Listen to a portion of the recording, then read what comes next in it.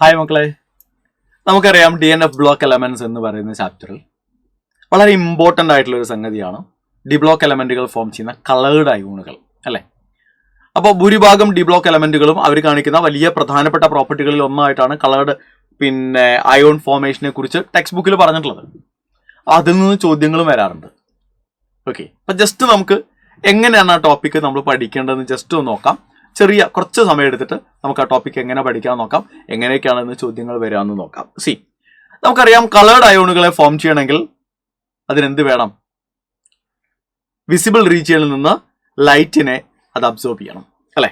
അങ്ങനെ അബ്സോർബ് ചെയ്യണമെങ്കിൽ അവൻ എന്തെങ്കിലും ഒരു ആവശ്യം ഉണ്ടാവണ്ടേ? ഉണ്ട്. എന്താണ് ആവശ്യം? എത്രയേ ഉള്ളൂ. നമുക്കറിയാം ഡി ബ്ലോക്ക് എലമെന്റുകളും അവരുടെ അയോണുകളും എല്ലാം നോർമലി അൺപെയർഡ് ഇലക്ട്രോണുകളെ കണ്ടെയ്ൻ ചെയ്യുന്നുണ്ടാവും. ആ അൺപെയർഡ് ഇലക്ട്രോണുകളുള്ള ഡി ഓർബിറ്റലുകൾ നമ്മളിവിടെ ഡിസ്കസ് ചെയ്യുന്നതെല്ലാം നമ്മൾ ആൾറെഡി ഇപ്പോൾ കോർഡിനേഷൻ കോമ്പൗണ്ട്സ് ഒക്കെ പഠിച്ചു കഴിഞ്ഞ ആളുകളാണ്. അപ്പോൾ നമ്മളിവിടെ ഡിസ്കസ് ചെയ്യുന്നത് നോർമലി NCERT പറയുന്നത് ആക്ച്വലി വാട്ടർ ലിഗാൻഡായി വരുന്ന കേസുകളിലുള്ള കളറിനെ കുറിച്ചാണ്. അപ്പോൾ ഒരു ലിഗാൻഡിന്റെ പ്രസൻസിലാണ് അവർ ഈ കളർ കാണിക്കുന്നത്. അപ്പോൾ നമ്മൾ ക്രിസ്റ്റൽ ഫീൽഡ് തിയറി കോർഡിനേഷൻ കോമ്പൗണ്ട്സിൽ പഠിച്ചിട്ടുണ്ട്. ക്രിസ്റ്റൽ ഫീൽഡ് തിയറി അനുസരിച്ച് 5 ഡി ഓർബിറ്റലുകളെ നമ്മൾ ഡീജനറേറ്റ് ഡി ഓർബിറ്റലുകൾ എന്നാണ് വിളിക്കുക. ഓക്കെ, അതിപ്പോൾ ടെട്രാഹൈഡ്രൽ കോംപ്ലക്സ് ആണെങ്കിലും ഒക്ടാഹൈഡ്രൽ കോംപ്ലക്സ് ആണെങ്കിലും ഒരു ലിഗാൻഡ് അപ്രോച്ച് ചെയ്യുന്ന സമയത്ത് ഈ ഡി ഓർബിറ്റലുകളുടെ ഡീജനറസി അവർക്ക് നഷ്ടമാകുകയും, അതൊരു ഒക്ടാഹൈഡ്രൽ കോംപ്ലക്സ് ആണെങ്കിൽ 3 ഓർബിറ്റലുകൾക്ക് ലോവർ എനർജിയും 2 ഓർബിറ്റലുകൾക്ക് ഹയർ എനർജിയായി മാറും എന്ന് നമ്മൾ പറയുന്നുണ്ട് അല്ലെ. ലോവർ എനർജിയുള്ള ഓർബിറ്റലുകളെ T2G എന്നും ഹയർ എനർജിയുള്ള ഓർബിറ്റലുകളെ EG എന്നും നമ്മൾ പറയും. സോ ലോവർ എനർജിയുള്ള ഡി ഓർബിറ്റലിൽ ഇരിക്കുന്ന T2G ഓർബിറ്റൽസിൽ ഇരിക്കുന്ന ഇലക്ട്രോണിന് ഹയർ എനർജിയുള്ള EG ഓർബിറ്റൽസിലേക്ക് എക്സൈറ്റ് ചെയ്യണമെങ്കിൽ അവരെന്ത് ചെയ്യണം? എനർജി അബ്സോർബ് ചെയ്യണം. ആ അബ്സോർബ് ചെയ്യുന്ന എനർജി വിസിബിൾ റീജിയനിൽ നിന്നാണെങ്കിൽ ഓഫ് കോഴ്സ് അതിന്റെ കോംപ്ലിമെന്ററി കളറിൽ ആ കോമ്പൗണ്ട് ആ അയോൺ കാണപ്പെടും. ഇതാണ് സംഗതി. അപ്പൊ ഇതിനെയാണ് നമ്മൾ എന്ത് വിളിക്കുക?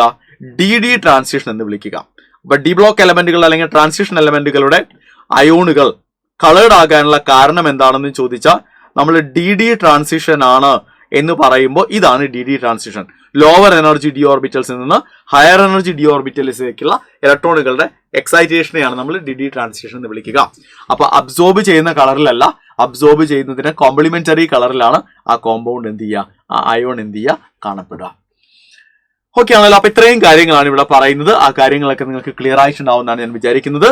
ശ്രദ്ധിക്കേണ്ട ഏറ്റവും പ്രധാനപ്പെട്ട കാര്യം, ഇത് എടുത്തു പറയുന്നുണ്ട് NCERT, അക്വസ് സൊല്യൂഷനിലുള്ള കളറാണ് പറയുന്നത് എന്ന് പറഞ്ഞു കഴിഞ്ഞാൽ വാട്ടർ ലിഗാൻഡായി വരുന്ന കേസുകളിലാണ് ഈ കളറിനെ കുറിച്ച് പറയുന്നത്. ഇനി ഡി ബ്ലോക്ക് എലമെന്റുകൾ ഒരുപാട് അയോണുകളായിട്ട് എക്സിസ്റ്റ് ചെയ്യാറുണ്ട് അല്ലെ. ഡി ബ്ലോക്ക് എലമെന്റുകൾ ഒരുപാട് അയോണുകളുടെ ഫോമുകളിൽ എക്സിസ്റ്റ് ചെയ്യാറുണ്ട്. അതിലെല്ലാ അയോണുകളുടെയും കളറൊന്നും നമുക്ക് പഠിക്കാനില്ല. NCERTയിൽ ഒരു ടേബിൾ ഉണ്ട്. ആ ടേബിളിൽ പറയുന്ന അയോണുകളുടെ കളർ മാത്രമേ നമുക്ക് പഠിക്കാനുള്ളൂ. അപ്പൊ ആ ടേബിളിൽ പറയുന്നതിലെ അയോണുകൾ ഞാനിങ്ങനെ സോർട്ട് ചെയ്തിരിക്കുകയാണ്. 2+ ചാർജ് കാണിക്കുന്ന അയോണുകൾ ഏതൊക്കെയാണ്, 3+ ചാർജ് കാണിക്കുന്ന ആളുകൾ ആരൊക്കെയാണ്, 4+ കാണിക്കുന്ന ആളുകൾ ആരൊക്കെയാണ്. ഓക്കെ, അപ്പൊ ഇവിടെ കൊടുത്തിരിക്കുന്ന ഇത്രയും ആളുകളെ മാത്രമേ നമുക്ക് പഠിക്കാനുള്ളൂ. അപ്പൊ ഇതിൽ 2+ കാണിക്കുന്നത് വനേഡിയം മുതൽ സിങ്ക് വരെയുള്ള എല്ലാവരും 2+ അയോൺസ് ഫോം അതിൽ കൊടുത്തിട്ടുണ്ട്. അതിന്റെ കളർ കൊടുത്തിട്ടുണ്ട്. സ്കാൻഡിയം മുതൽ കൊബാൾട്ട് വരെയുള്ള എല്ലാവരുടെയും 3+ അയോൺസും അതിന്റെ കളറും കൊടുത്തിട്ടുണ്ട്. പിന്നെ 4+ൽ 2 പേരെ മാത്രമേ കൊടുത്തിട്ടുള്ളൂ, ടൈറ്റാനിയം ആൻഡ് വനേഡിയം. ഇത്രയാണ് നമുക്കത് ആ ഒരു ടേബിളിലുള്ളവരെ മാത്രമേ നമ്മൾ പഠിക്കേണ്ടതുള്ളൂ. ഓക്കെ, അപ്പൊ കളർ നോക്കി. 2+ കാണിക്കുന്നത് വനേഡിയം 2+ മുതൽ സിങ്ക് 2+ വരെ നമ്മൾ നോക്കുമ്പോൾ violet, blue, pink, green, blue, colourless. അപ്പൊ നമുക്ക് അവരെ എന്ത് ചെയ്യാം? ജസ്റ്റ് ആ ഫസ്റ്റ് ലെറ്റർ മാത്രം ഒന്ന് എടുക്കുകയാണെങ്കിൽ VB പിഗ് സ്ക്വയർ BC എന്ന് എടുക്കാം അല്ലെ. VB pig square BC, VB pig square BC. അപ്പോ violet, blue, pink, green, again pink, green, blue and colourless. C stand for colourless. So VB pig square BC. ഇനി 3+ കാണിക്കുന്നത് നോക്കിയേ. Scandium 3+ മുതൽ cobalt 3+ വരെ നമ്മൾ നോക്കുമ്പോൾ കളർലെസ്, പർപ്പിൾ. ഇവിടെ ഒരു P മാത്രമേ അതിൽ പർപ്പിൾ ഉള്ളൂ, ബാക്കിയൊക്കെ പിങ്ക് ആണ്. ബാക്കിയുള്ള കേസുകളിലെല്ലാം P സ്റ്റാൻഡ് ഫോർ പിങ്ക് ആണ്. ഇവിടെ മാത്രം പർപ്പിൾ വരും. Okay, green, violet, yellow, blue. ഇപ്പൊ നമ്മൾ അതിനെ ഷോർട്ടാക്കി എഴുതുമ്പോൾ CpG V സ്ക്വയർ YB. ആ അവിടുത്തെ P മാത്രം പർപ്പിൾ ആണ്. 3+ൽ മാത്രം ഒരു പർപ്പിൾ വരും. ബാക്കി 2+ൽ വരുന്ന P എല്ലാം പിങ്ക് ആണെന്നുള്ള കാര്യം മറക്കണ്ട കേട്ടോ. ഓക്കെ, 2+ൽ വരുന്ന P എല്ലാം പിങ്ക് ആണ്. 3+ വരുന്ന ഒരു പി മാത്രമേ പർപ്പിൾ ഉള്ളൂ. ഓക്കെ, ആൻഡ് ഫൈനലി ടൈറ്റാനിയവും വനേഡിയവും മാത്രമാണ് 4+ കാണിക്കുക. So colourless and blue CB. Blue always and B always stand for blue, G always stand for green, and V is violet, C is colorless. P മാത്ര പ്രശ്നം. P 2+ ന്റെ കേസിൽ P pink ആണ്, 3+ ന്റെ കേസിൽ P purple ആണ്. So നിങ്ങൾ നോക്കിയേ, 2+ കാണിക്കുന്ന അയോണുകൾ വനേഡിയം 2+ മുതൽ സിങ്ക് 2+ വരെ ആ ഓർഡർ തന്നെ എഴുതി പോയാൽ മതി. Vanadium, chromium, manganese, iron, cobalt, nickel, copper and zinc.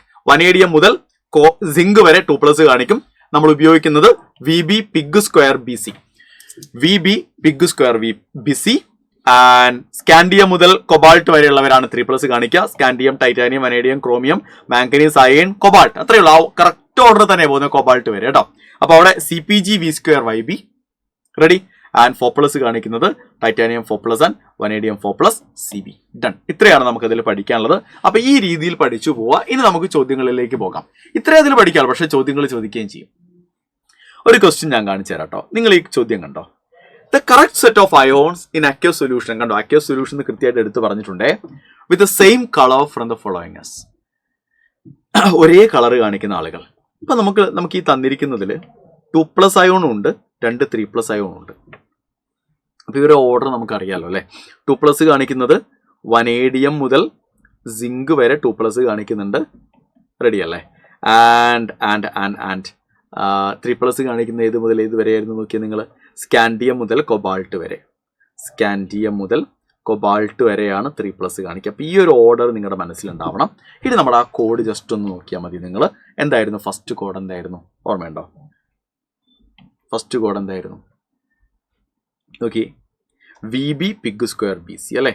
VB pig square BC. രണ്ടാമത്തെ കോഡ് എന്തായിരുന്നു നോക്കിയാൽ നിങ്ങൾ? രണ്ടാമത്തെ കോഡ് എന്തായിരുന്നു? +3 കാണിക്കുന്ന ആളുകൾക്കുള്ള കോഡ് എന്തായിരുന്നു?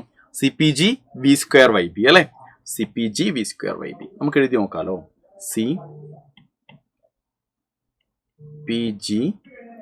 V² YB. റെഡി അല്ലേ? അപ്പൊ ആ ഓർഡർ നോക്കി എങ്ങനെയാ വരിക? Scandium, titanium, vanadium, chromium and manganese അവിടെ വരും. And iron, cobalt. സോ നമ്മളോട് ചോദിച്ചാൽ ആരെയായിരുന്നു? ക്രോമിയം 3+ അല്ലേ? ക്രോമിയവും മാംഗനീസും V² അല്ലേ വരുന്നേ? അപ്പൊ ക്രോമിയം വയലറ്റ് ആണ്. ഇനി മാംഗനീസും വയലറ്റ് ആണ്. അപ്പൊ fortunately option A is right answer. അപ്പൊ ഇങ്ങനെ നമുക്ക് എന്ത് ചെയ്യാം? അതിന്റെ ചോദ്യങ്ങളിലേക്ക്, അതിന്റെ ആൻസറിലേക്കും പോകാം. ഇനി വേറൊരു ചോദ്യം കണ്ടോ നിങ്ങൾ? In the following pairs the one in which both transition metal ions are colourless. ഇതിന് പക്ഷേ നിങ്ങൾ ആ കോഡ് ഓർക്കണം. കളർലെസ് ആയ ആളുകളെ ഓർക്കാൻ നിങ്ങൾ ആ കോഡ് ഓർക്കണമെന്ന് യാതൊരു നിർബന്ധമില്ല. കാരണം കളർലെസ് ആകണമെങ്കിൽ നിങ്ങൾ ആലോചിച്ച് നോക്കിയേ, കളർലെസ് ആകണമെങ്കിൽ അവിടെ എന്ത് നടക്കുന്നില്ല? No DD transition. DD transition നടക്കുന്നില്ല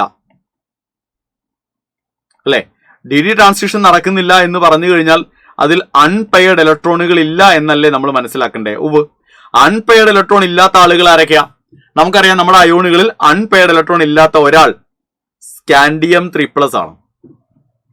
ശരിയല്ലേ? കാരണം സ്കാൻഡിയത്തിൽ ആകെ 3 ഇലക്ട്രോണെ വാലൻസ് ഇലക്ട്രോൺസ് ഉള്ളൂ. 3 അവിടുന്ന് റിമൂവ് ചെയ്യപ്പെടുകയാണ്.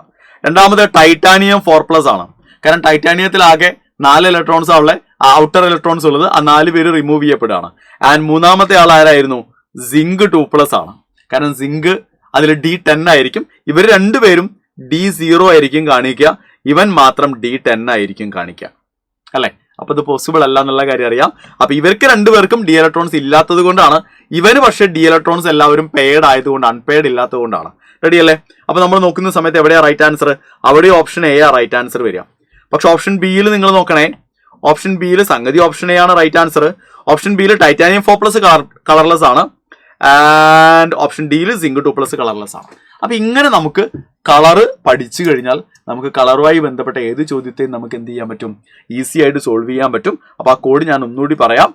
2+ കാണിക്കുന്ന അയോണുകൾ, അതാ ഓർമ്മ നമ്മുടെ കയ്യിൽ ഉണ്ടാവണം. 2+ കാണിക്കുന്ന അയോണുകൾ വനേഡിയം മുതൽ സിങ്ക് വരെയും, 3+ കാണിക്കുന്നത് സ്കാൻഡിയം മുതൽ കൊബാൾട്ട് വരെയാണ്. ആൻഡ് 4+ കാണിക്കുന്ന ടൈറ്റാനിയവും വനേഡിയവും മാത്രമാണ്. നമുക്ക് തന്നിരിക്കുന്ന ടേബിളിലെ കാര്യമാണ്, അതിന് പുറത്തേക്ക് നമ്മൾ പോകണ്ട. ഓക്കെ അല്ലേ? ദെൻ വെള്ളം ലിഗാൻഡായി വരുമ്പോൾ, വാട്ടർ ലിഗാൻഡായി വരുന്ന കേസുകളിലാണ് നമ്മളിത് ഉപയോഗിക്കുക.